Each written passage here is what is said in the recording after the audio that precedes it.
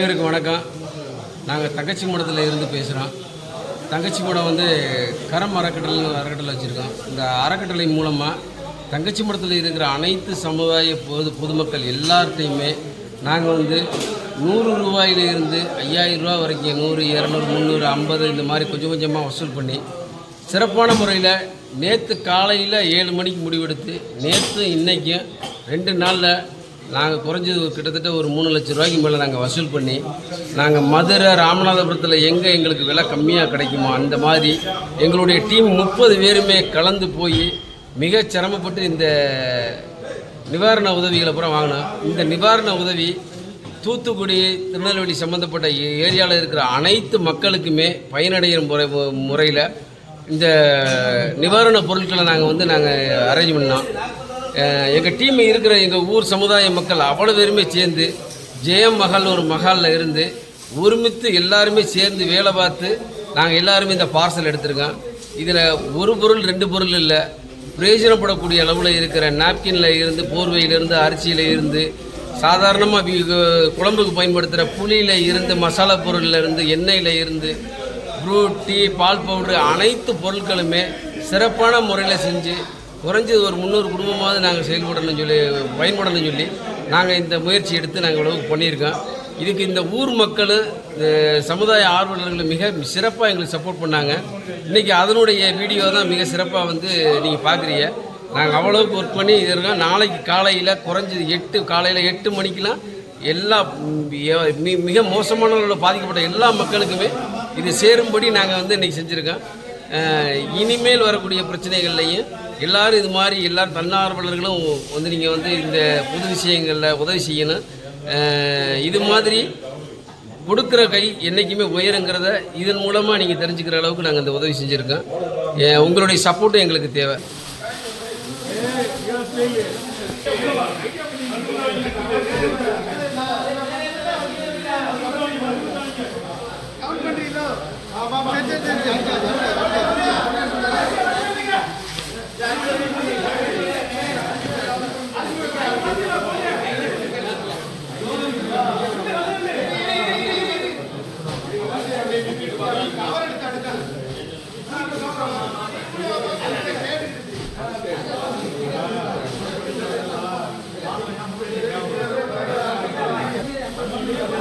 ஒரு கவர் பிடிச்சி மாற்றி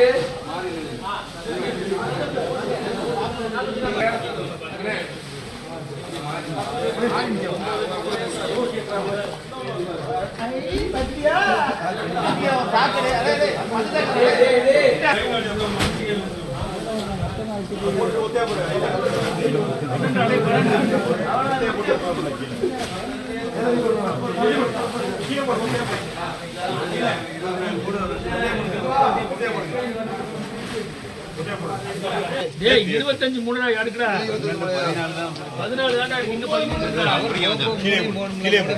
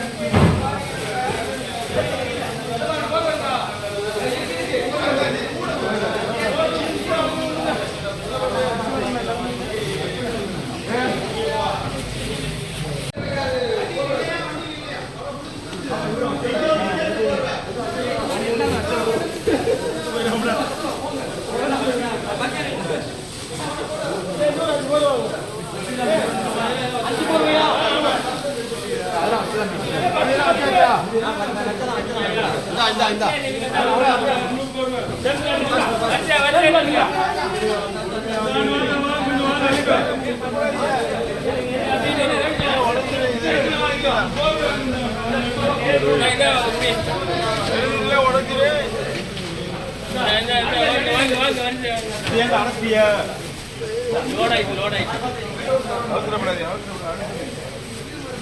இந்தாப்பா இந்தாப்பா யார் யார் கூத்துக்குடி வர நாளைக்கு எல்லாருமே போறேன் அந்த லிஸ்ட் ரெடி பண்ணுங்க. அந்த லிஸ்ட் கொடுக்க போறேன். நீங்க சொன்னீங்கன்னா நாங்க வண்டி அரேஞ்ச் யார் யார் அவுத்து வெட்டும் போறேன்.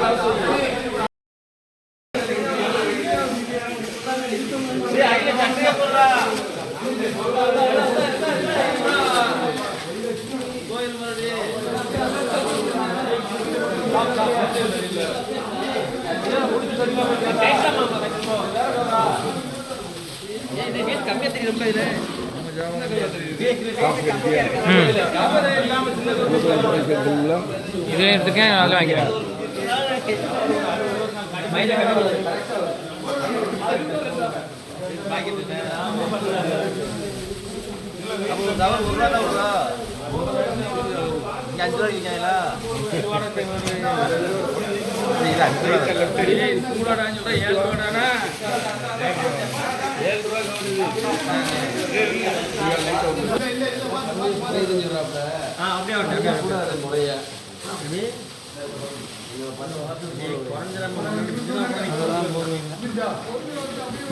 அரே சதீஷ்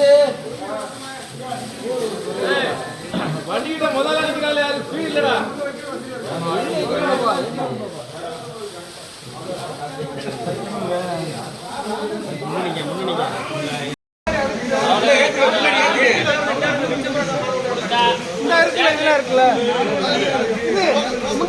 வண்டியில முன்னாடி